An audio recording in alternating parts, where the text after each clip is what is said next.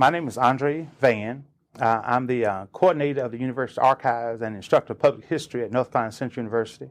Also, part-time community activist, community historian, and family historian as well. Family history is very important because for me, it gives me a sense of, I think I heard this term once called rootedness. It gives you a sense or place in the world. And I was lucky. I grew up in a family, in a community back home that was all, nothing but family. And I don't know how many, can live in a place where 3 or 4 generations of the same family lives all together. And from there, it kind of gave me a sense of place in the world to sort of understand that we had a very important piece of history, and that history, offers an opportunity for us to sort of look back at our past and be very proud of that heritage. I think if I had to go back in my mind's eye, as we said in history, I had to go back to probably about 10 years old. We owned a little community grocery store in the midst of our family community, and so some of my grandfathers, my maternal grandfather, family members were the Hawkins, and they lived in this community founded by my grandfather's grandmother, which is my great-great-grandmother. And so I would sometimes go and visit a lot of the older elders in the community, our relatives, and they would just sort of imbue me with this history. They would just give me these stories, and they would give me, even as a child, teenager, photographs, and they say, well, we want to make sure that someone holds on to this. And so I told folk it is sort of like, the griot in Africa. Their sole job when they wake up in the morning in any part of Africa is just merely to remember their history and remember their culture. And so, too, that really came to me, and little did I know that it would be my life's passion. I wanted to go into history. I knew I would probably end up teaching because I had about 3 or 4 generations of teachers, but and most notably, here in this community, of course, Dr. Charlotte Hawkins Brown, for whom Palmer Memorial Institute was named, who grew up over a block away from where I was born as well, in the same community. So that's part of that history. The Hawkins family have been members of Henderson, as we call it, in Vance County. Well, prior to Vance County's formation in 1881, my great-great-grandmother, Rebecca Hawkins, was a midwife by training. And so she grew up there in Henderson and delivered many of the babies, both white and black, in the communities, in our community. And as a result of that, she also delivered members of the family. And so a portion, she had 21 children total. 10 kind of disappeared in the white world. We never saw again. 11 stayed in the African-American community. And my grandfather, my great-grandfather rather, Thomas Hawkins, who was a brick mason, he stayed behind.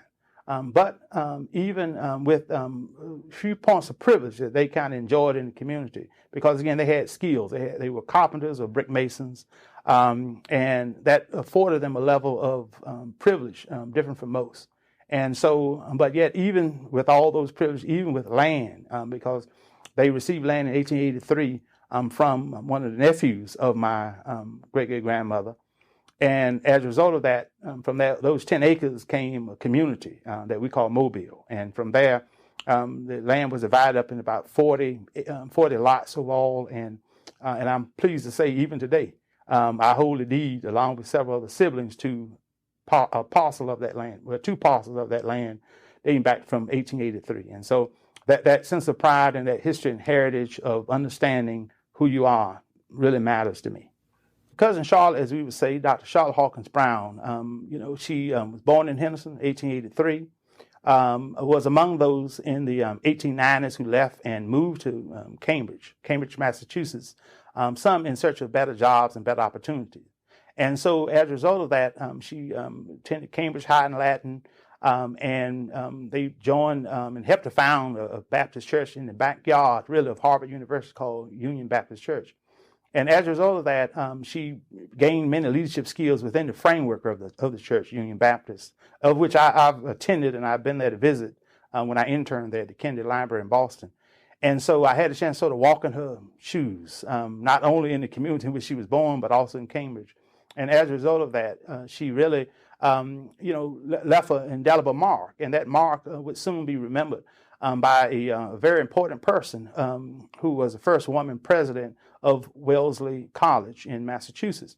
and her name was Alice Freeman Palmer. And so as Dr. Brown received her training, she was given opportunity to come to North Carolina to serve as a missionary for the American Missionary Association to a little small school in a small hamlet in McLeansville, which later would be moved over to Sedalia, North Carolina, as we would call it. It was called the Bethany Institute, but by 1902, the American missionaries had sort of backed out and did not provide support. So Cousin Charlotte went back to New England, raised the money among many of the wealthy white benefactors there and among the local folk in the community of McLeansville and Sedalia. And as such, in 1902, founded the Palmer Memorial Institute, named for her early support and benefactor, Alice Freeman Palmer. And so from there, the idea of offering education as an avenue for progress for African Americans became very key and central in her life. And so Palmer Memorial Institute not only again provide the local education for those in the eastern part of Guilford County, African Americans, but also became in the 1930s the oldest African American preparatory school for African Americans in the United States of America. And that's a heritage and to be proud of. Well, my great-grandmother, if you were to read the obituary, and thanks to the Library of Congress, the Henderson gold leaf covered her passing. And so in it, I mean, they used terms and words that just did not match with the era, where they said she was high-minded, had manners, self-respecting. And so she enjoyed, great-grandmother Rebecca enjoyed a place of privilege. Again, largely because she was in each and every home. And that's what the newspaper account gives the story, that the entire community was saddened by her loss because she had delivered generations of individuals in that community. And that's a special privilege always given to those who are midwives. You know, I myself, I just turned 50, and I too was born by a midwife in the same community in which Dr. Brown had been born. And so that gives you this sort of connection to the person who delivers you. I had my connection, and so too, grandmother Rebecca had hers as well. But she also was, one who, when she received funds from the delivery of these babies, then used that as opportunity to buy and purchase more land. And that gave her, along with her siblings, a real point of understanding that they too had an opportunity to participate in American society by seeing land and ownership as an opportunity, as an avenue for progress. And so that, we were quite pleased because she did one thing that was different from most. When she, as she would deed the properties, right, she would deed it to each of her children. And yet she built in the codicil that they could not in turn sell the property. They had to in turn pass it on to the next generation. And thank goodness the Vann County Register deeds, they have digitized and made available many of the public deeds, so you can kind of go there and retrace, her movements. And she was one who didn't have very little education, but I always told her, but one thing she knew how to do, she knew how to count. And so she was always buying up little properties and trading, selling back and forth. And that was sort of out of the norm for an African American, at that time. But she had a father was a rather well-known judge in the community, and that again, these points of privilege, it teaches you a little bit about what did she do with the opportunities that she had, and that's something I've been very pleased with. That she didn't just keep her talents and just didn't keep her funds to herself; she shared them with others. I think Dr. Raymond Gavins, he was one of the early African American professors at Duke University.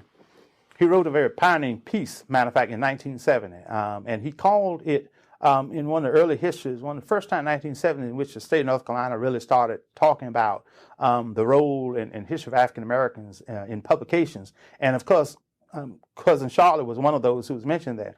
And he used this term, he said sometimes, he called it sins of omission. Those who have these unique and very important parts and bits and pieces of history that have been sort of left out. And so that is sort of what I've, as a historian archivist, I've sort of sought to do, sort of add to the textbook, add to the public memory, the importance, the impact of others. Cousin Charlotte is one of those who died in 1961.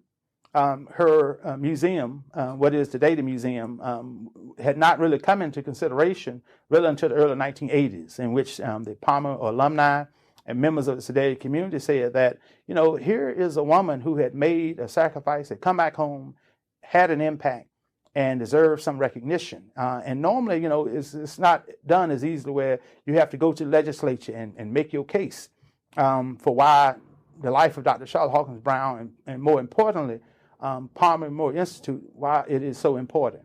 And so that they were able to do. And they went out and created the Charlotte Hawkins Brown Historical Foundation, built alliances and relationships of every hue, of every state, just about, every corner of the world, telling her story that had sat vacant for a number of years. Now, the important part to that story is that the legislature surprisingly said, here's an interesting story. Here's a story possibly worth telling.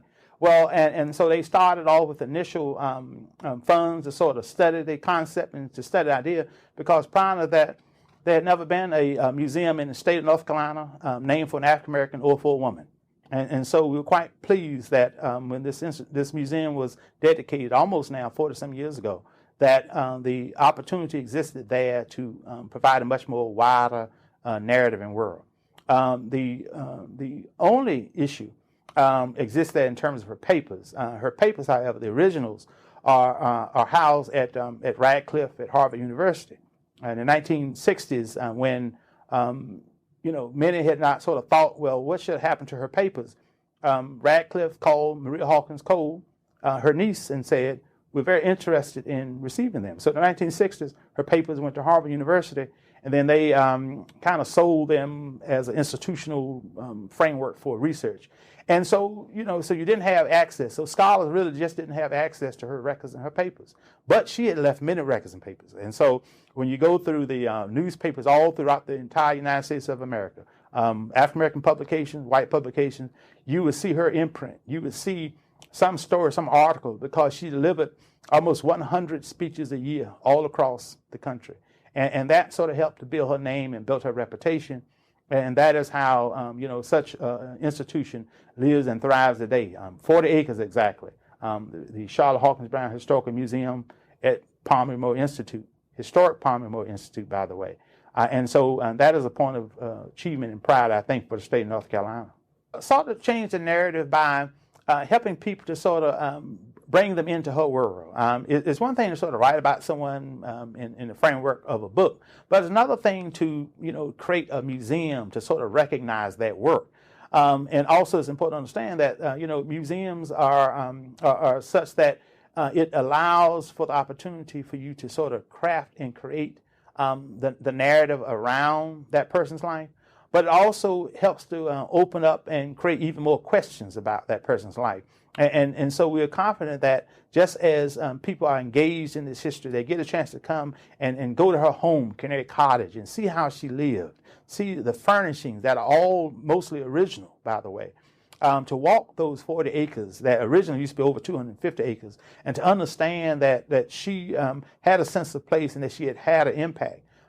She had 1,000 students that had graduated from her earliest beginning from 1902 to 1971 when the institution closed permanently. And as a result of that, I think we're down to about 200. And so we have the Palmer heirs, who are the children of the Palmerites who participate. I personally, I'm the president of the Charlotte Hawkins Brown Historical Foundation. And our job is that of the original body, is to sort of help preserve her legacy, preserve her memory, and make it much more wider known to the much larger world. Well, the museum, I think itself has sort of set up opportunities and platforms for those discussions. Pre-COVID and post-COVID, they have learned to sort of find ways to engage the community by looking at very important points of interest in her life. She was keen, as you would know, on really the idea of understanding what education meant, what African-American students' role and place in the world and society meant. It was interesting to note in the 1920s, prior to most institutions creating departments of history that would focus on the history of African Americans, there was in the 1920s Dr. Charlotte Hawkins Brown teaching African American history to the students at Palmer Memorial Institute. This no doubt had a very important and significant impact, because if you look at much of the literature, you look at much of the history and narrative that had existed at that time, it was one that gave this idea that African Americans had not made any noticeable contributions whatsoever to society. And here it was, she was changing the paradigm, changing the idea, and really working to empower the students that went to Parkmore Institute to understand that they were to be leaders, and because they had seen examples, and more importantly, they were able to read about these examples. Now the museum, again, interviews all the time many of the graduates of the institution to sort of get a view into their world. What did they experience?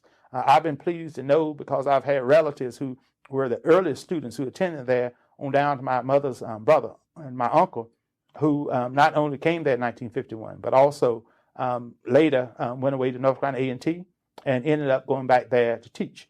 And so that was about 3 generations of the family that kind of worked there. And they really shared these stories with me. And I've been lucky enough to share them on down. In fact, I was able to produce and co-author a work that looks at the life of the Sedalia community and Parkmore Institute, because you couldn't say really one without saying the other. And so that's important to sort of understand that, through imagery, through photographs, we use this as opportunity means to sort of convey and tell a story that sometimes words cannot express.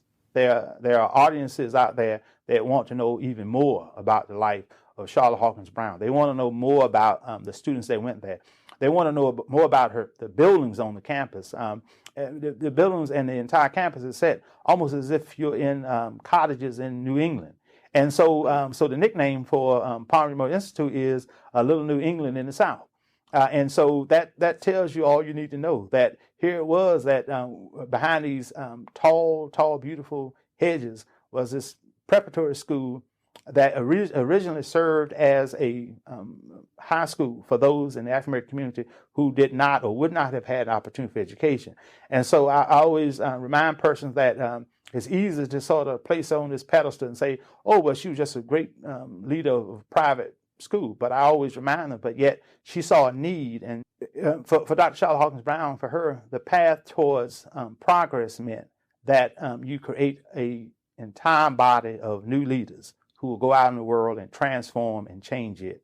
And that is what they believed in, that they had to be religiously sincere, adequately educated and trained to go out and transform the world. And that's what they did, and that's what they have done, and that is part of the legacy that exists. And so that again, I think is part of what one author called about Dr. Charlotte Hawkins Brown, called it the lengthening shadow of Dr. Charlotte Hawkins Brown, that woman who died in 1961, that people still remember and call her name today. That's a worthy tribute, I think. One of the greatest challenges, I think, that exists in terms of the historical record is this largely in the fact that too many people, I think, kind of grow up and we kind of live in a society, what we call a throwaway society, in which many people not value that which is historical, or that which happened before them. But for those of us who are archivists and historians, we have understood that in order to tell the story, you have to have the historical, as they say in modern day, the historical receipts to back up these stories and these narratives and these histories. And so the challenge remains of helping others to understand how important records are, how important the stories are. I'll give you a classic example. About 10 years ago, we brought together a panel of historians from North Carolina State, from UNC Chapel Hill, Duke University, and faculty at NCCU. And so we asked them, well, as we thought about what materials to sort of go after and start collecting, what did they want to see? And it shocked me, blew my mind, blows my mind today. They said, what we want are more records on the African American experience. We want more records on African American families. And we want more records on African American institutions and organizations. Because the idea was that there are still, I would say we still maybe have about 20% of what we call the well-knowns that are known. But that means there exists then almost 80% of history that still has yet to be written about or even talked about. And so that means that there are opportunities that are pregnant with opportunities that exist there to help tell and convey these stories. And so as long as that opportunity exists, you'll see me still hunting, still calling, still going out collecting funeral programs, obituaries, books, going in attics, going in houses that most folk are afraid to walk into, because that history is worth it, and it's important because it helps to, as I would say, sort of add to the American fabric, add another square there to that great quilt of America, to helping people to see how African Americans live, what do they do with their experiences, and what change had happened since the early history in which African Americans first came to this country. And you'll find that there was more than just, as is and had been taught, that the institution of slavery and Dr. Martin Luther King came along and now all is free. That in between all of that wonderful history, there are bits and pieces and nuggets of history that have been left out. And so that's what we call sort of filling the lost pages of history and kind of going after that and getting that. It's a very unique process. The idea of exploring and really looking at the framework. I researched, by the way, the history of African American funeral homes in North Carolina. I presented before the state body of the North Carolina Funeral Directors and Mortician Association. It was segregated society, so it's although it's integrated, the industry is integrated, but they still sometimes have their own separate bodies. And so I was called upon years ago to sort of come and do a presentation before them. But prior to that, I was lucky. I had a cousin who run a funeral home in Henderson, and so they were always in the know. There was not a hardly thing that would happen go on that a mortician did not know about. I'll just say that. And so too, they are great keepers of the history of the past. And so I gave a presentation just about a year ago at the North Carolina at the Black Communities Conference in Durham. And so I gave a presentation on the impact of funeral directors and morticians and their work in the community. And it was shocking to most to know that they retain lots of bits and pieces of history. And one of those important bits and pieces of history includes those funeral programs, obituaries. And I would always tell people, I said, sometimes, because I'm often called upon to write the funeral program obituaries of people, some I know and some I do not know, whether it's for my cousins or for people that, I may know of. And you find that sometimes that story, that narrative that is crafted about that person's life may be the only time someone gets a chance to sort of know who that person is. And so also you find that within the framework of each funeral home, you will find that they are very important in the African American community. Funeral homes, right along with the churches, right along with the family, are really on that level of pedestal in each and every community in which they exist. And so, therefore, that their work is important. And so, helping people to understand that whether if you're having a family event, and someone may go and borrow some chairs from the funeral home, and you see on the back of those funeral home chairs that name. That's marketing 101, first of all. But secondly, the other aspect is that the fact that they are most connected with that person at the loss, at a very important and critical time in the life of someone. And so that helps to sort of build that relationship and friendship over the course of generations. So for me, when I go back and say, I don't care what city I'm in, if I'm trying to find something on someone, I'll find the closest African American funeral home and I'll contact them. And 9 times out of 10, if they have it, they will make it available to me. And that helps us because we have to make sure that this is a society that, again, moves away from the throwaway society to one that helps to understand and preserves the historical record for future generations to come. Yeah, well, thank goodness, when we talk about, again, historical receipts, when you look at the last census in which great-great-grandmother Rebecca Hawkins was noted in North Carolina, because my great-grandfather was brought her back home. If you look at the census, they asked her the question. By then, they start asking the question, how many children do you have? And I had heard through oral history that there were that many children. And because they described the house for me, and that there were so many children, they didn't know where to put them. They even had to put them in dresser drawers. That's how many children they had in the house. And so in there, she noted she had 21 children. And yet, so I was able then to go upon her death, and being curious, I went to the rest of these and pulled up, as many death certificates, many delayed births to sort of validate and back this up. But also went to the state's file, and that was important for me because in there I was able to find that in 1901 she didn't have a will, and so they had to move the paper, the legal proceedings along to sort of file what she did own. And so I was pleased to note that upon her death, she owned at least $500 in real estate and $500 in which included a house and other belongings. But also, more importantly, it listed all the names of those remaining children. And so it backed up the oral history story that was passed down that there were 21 children, because there are 11 children's names that are listed, all my great-grandfather's siblings. And that, for me, helped to sort of validate that story and make it real. Although there are still great questions about, well, what happened to those 10? We would love to know. But that story is not as unusual as it might appear for those who had a chance to sort of move to a white world and sort of not be discovered until, possibly that gene may show up. So that's part of that history. It also tells us that we're curious that one day maybe something will sort of connect and kind of unite us with them. We'll see. But thank goodness to Ancestry. We're finding lots of kind of unique and kind of interesting connections that are on there. But luckily, most of those, that there are people who sort of claim us, I think. But it's sometimes when I'll go back and check their records, it's usually just an error. They just see a name and they just assume, well, that name is one of their relatives, so they'll add them to their family tree. But I have all the records of all of our descendants going all the way back. And so I'm very pleased to make sure that, that those who were living and those who are dead, I have a very accurate account. And that's important for me because that's a history and heritage that you sort of pass on. And so I have what we call binders, not to borrow from President Kennedy, but have binders on my family that list everything from land transactions, deeds, wills, funeral programs, especially photographs.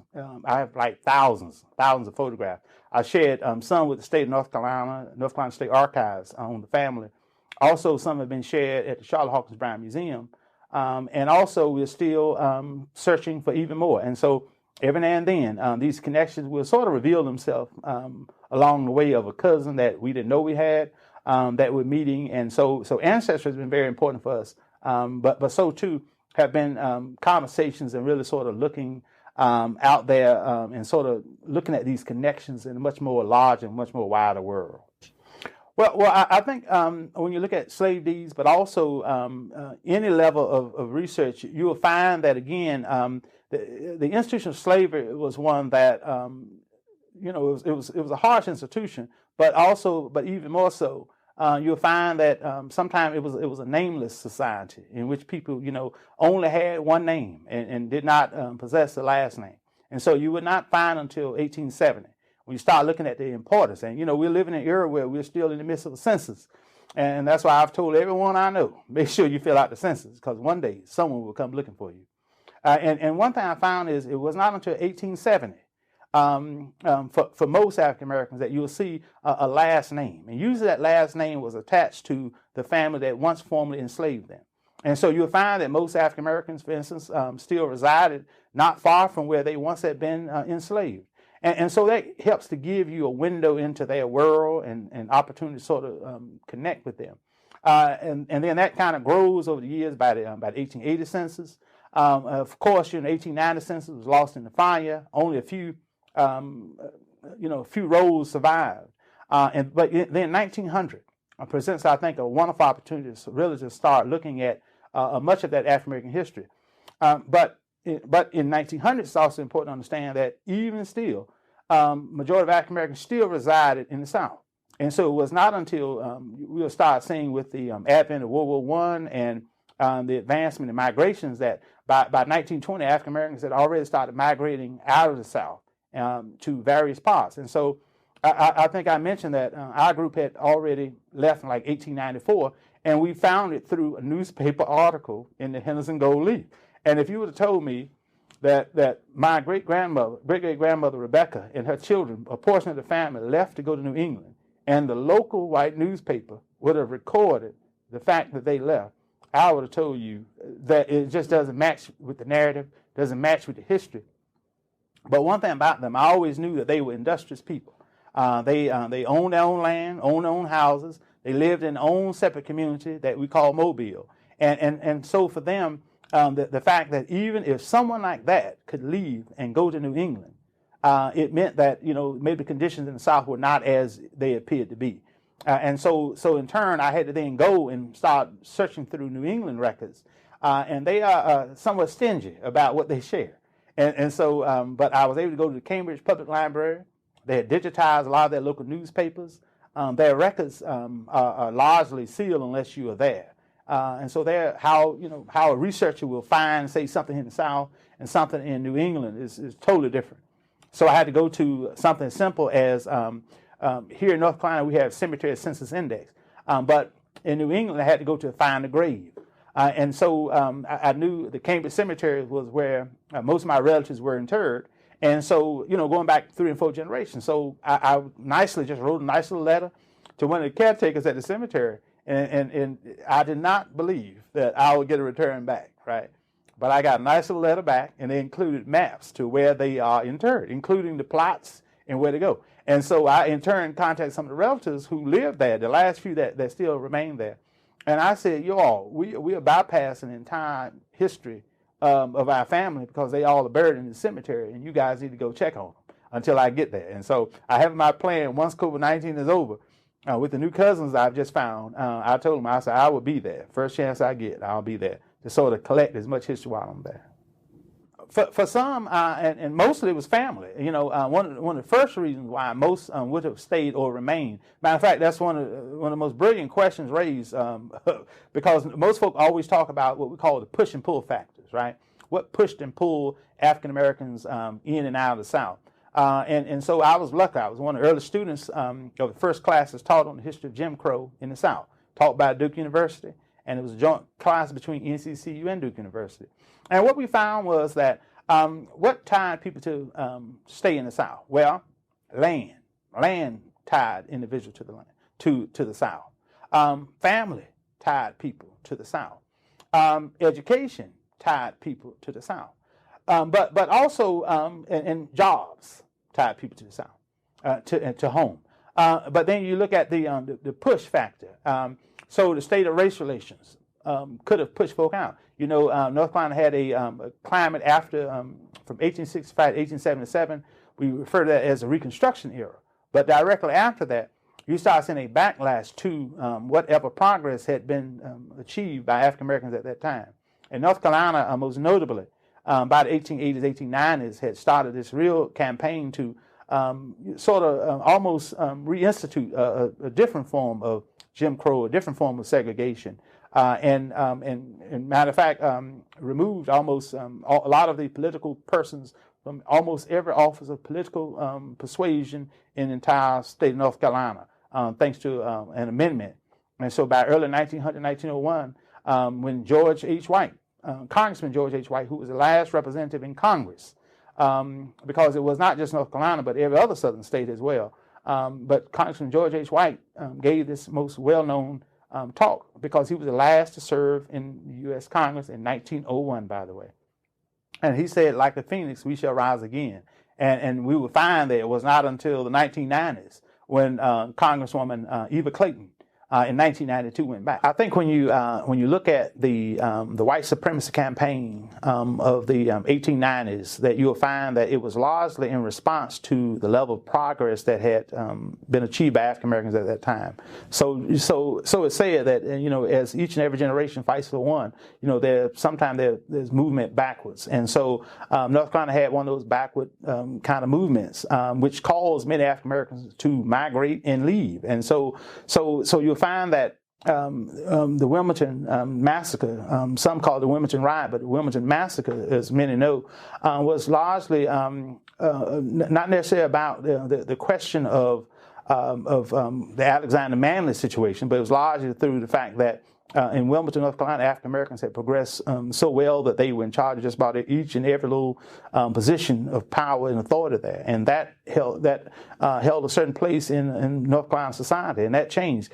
And so African Americans were, again, as noted, removed from every office. I was lucky enough to know the families of many of the early black legislators in my hometown. County Form 1881, called and referred to as Zeb's Black Baby, found in 1881.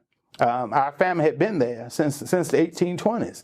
And this county was formed because African Americans were sort of placed in this one little district called the Black Second. And so they were voting heavily Republican, by the way. Because after the Civil War, you'll find that the U.S. government had sort of brought in largely many officers who set up schools, and so we had Henderson, what would later become Henderson Institute. So we had our earliest school was established there, earliest churches were being established, and so some of that progress was a way to sort of reshape their past by looking at avenues and understanding what it meant to sort of come together. But the early 1900s though presented a real challenge to that progress, because you start seeing that without this question of political participation and barely a chance at economic opportunity, that was a real backwards movement. And so again, as I noted, while we had some from the 1890s who had already left and moved to New England, others from the South left as well, and so that is a response, call and response, almost in a sense. And so you'll find about 1920s. African Americans are largely on the move, moving all about throughout the country. I was largely settled in New England, and also many about the 1930s and 40s, World War II, moved to New York. And so when you get to New York, I mean, they were, as I found them, right there in Harlem. And they didn't live not far from each other. And they did the same in New England. And so that told me about their patterns, that family meant everything, even when they migrated, even when they moved. But I'm glad to know that one thing that they always did, every Christmas, they always told a story going back generations, that no matter where they were in the world, they always returned back to Henderson for Christmas. And so I've been looking for, nice little interesting stories and kind of pictures to sort of back that up. But that gives me a sense of place of understanding that they understood that Henderson, North Carolina, was still home. And that meant a lot to me to understand that, and let me just say, I was there on this Sunday. And I just kind of ride over the neighborhood and ride over the land and see our relatives and friends. And that too gives me that sense of place to sort of see that, this is something that we're rooted. This is something that we're tied to, going back to land ownership. And I can thank great-great-grandmother Rebecca for the vision for that, by the way. Honestly, when you think about the formation of African-American communities, that's a very heavily researched area and topic. I think you get a chance to sort of understand what people call today in modern society, as we study this area, group economics, the idea of coming together, living together, but also at the same time understanding that because of Jim Crow laws and customs that existed, that African Americans were relegated to certain places in society. And that would not change until after the Brown versus Board of 1954, and would not be more codified until 1964 with the Civil Rights Act of 1964 and the Voting Rights Act of 1965. So prior to that, African Americans were largely relegated to certain places and certain spaces. That doesn't mean that they live by those rules, because there are plenty of examples of those who didn't live by those rules and lived outside of those areas. But it also gives you a glimpse into the world to understand what it means to sort of live in African-American community. As I noticed, the community I lived in, as an example, Mobile, family run, but we own a grocery store. One of my great uncles up the street, he owned a grocery store. We had a few churches. We had people with every little skill set that you would know of every strata. Had a great uncle who was a dentist, and he owned just about everything.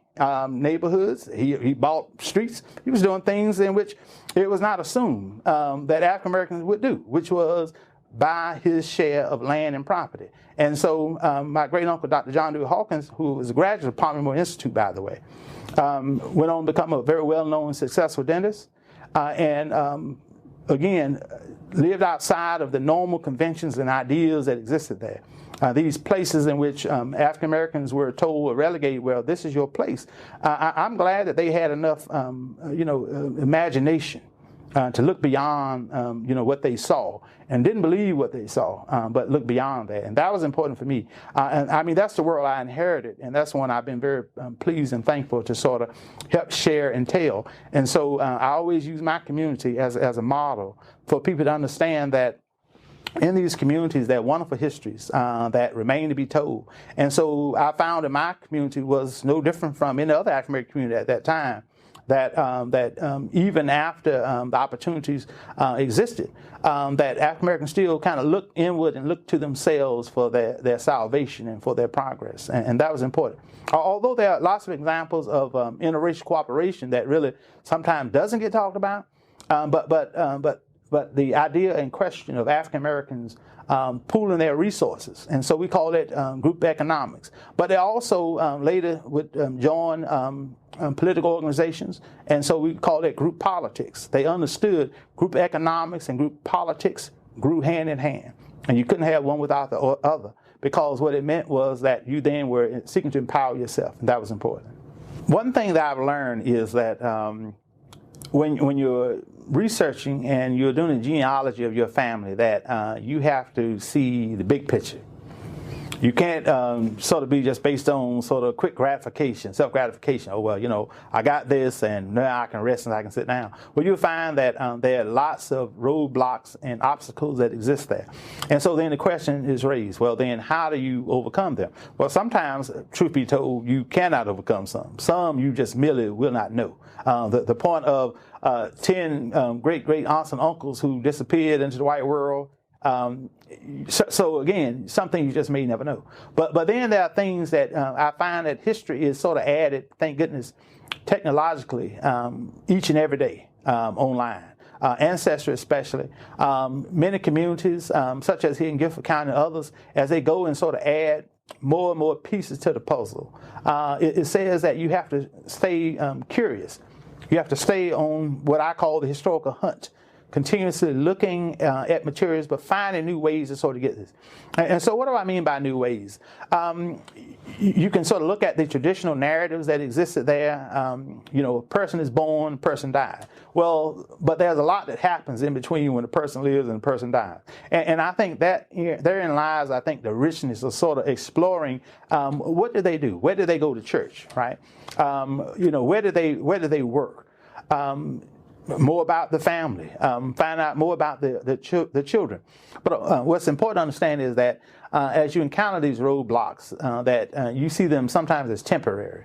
And it means that it should lead you to be a little bit more curious and keep on looking. And that's what I do. For about, almost 30-some years or more, I've been researching my family, all four sides, all of my grandparents. I have 1 or 2 big binders on each one of them, to make it easier for research and reference sake. And what it says is that you then make sure that you share that history with others. And so that's one thing I've learned, that, you know, when you share with another relative, it may lead you to get more information from that relative. And sometimes it also means that you have to look at non-traditional sources. One of the most important sources I had overlooked for 20 years, and to this day, I teach research and methods to students at North Carolina Central, and I tell them, I said, I cannot tell you why I never opened the book up, but in the registered deeds office in Vann County, they had delayed births in there, and so I had no idea really what delayed births meant. I knew about birth certificates, I knew about death certificates, but I never bothered to look at delayed births. And what delayed births told me was that as I just got curious one day, I said, well, let me just open this book up and see what's in there. And lo and behold, there I found that entire generation who had been born not necessarily in a hospital, because in Henderson we had an African American hospital before they merged after integration called Jubilee Hospital. So a lot of my relatives had been born there. That made it easy. But those that were not born there were born either by the first generation by great-great-grandmother Rebecca, but then the second generation was they were born by her granddaughter, my cousin. We call her Aunt Beck. She also was a midwife. So we had 2 generations of midwives in one family, all in the same block. And so as I went through the documents, I was able to see several great aunts and uncles, cousins and relatives who were born at home by a midwife, as I had been. And that just opened up an entire window, because it told you who to, you know, if a midwife or if a physician was present, but they may not have been born in the hospital. And so that's an example of you look almost everywhere else trying to find the document on a person, but sometimes the obvious can be right in front of you. And that was a classic example of the obvious was right in front of me. And I have never overlooked delayed births ever again, and have never seen it in a new way, because it gives you more information that otherwise you would not have. That was given, by the way, as Franklin Delano Roosevelt brought in the idea of Social Security was coming about. So people had to, like the census in the Bible, had to return back to their communities and document and sort of show who they were. The one thing I wish they would have asked was, they gave the documents usually in most cases back to the individual, because they list the documents that they used to support who they were. And so they mentioned family Bibles. I've been in a search, in a hunt for the original family Bible, and have yet to find it anywhere. And so I'll just keep looking. But I told folks possibly in New England, I'll check some of the relatives there.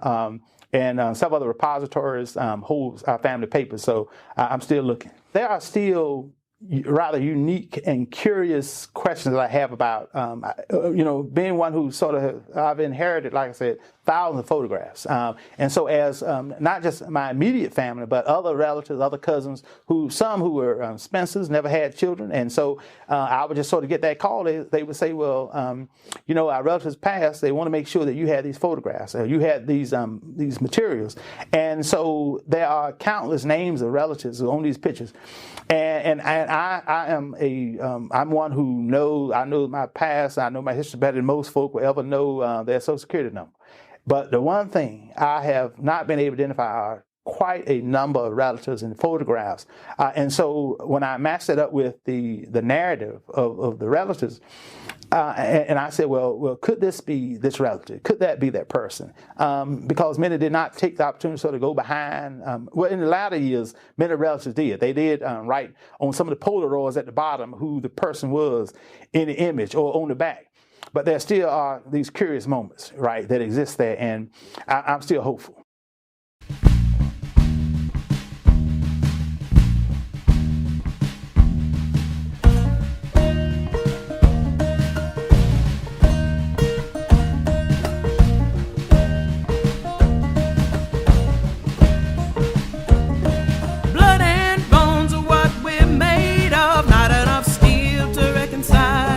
Crying out into the darkness, one sure way to feel alive.